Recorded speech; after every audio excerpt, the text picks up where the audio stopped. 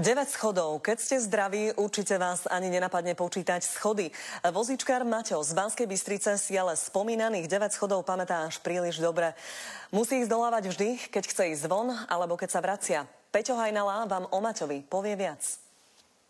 Maťo má 21 rokov a od narodenia je na invalidnom vozíku. Veľmi rád fotografuje a tak každú voľnú chvíľu prežíva vonku. Ťažkosti mu však spôsobujú tieto schody. Dosť komplikuje to schodisko život vlastne, keď je tam toľko tých schodov. Keď tu nikto nie je, tak počkam na mamu, mama mi pomôže dolu.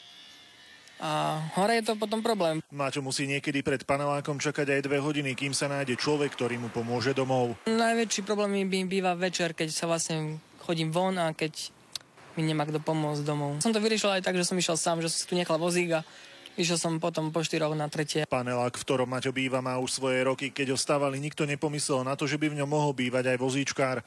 Onedlho by sa však jeho situácia mohla zlepšiť. Tento dom je pripravený po prerokovaní s vlastníkmi bytov robiť nadstavbu, kde na bočnú stranu by sa mal vlastne urobiť bezbariérový vstup so zväčšeným výťahom. Stavať by sa malo začať na budúci rok. Dovtedy sa Maťo musí spoľahnúť na ochotu okolo idúcich ľudí. Peter Hajnala, televízia Markíza.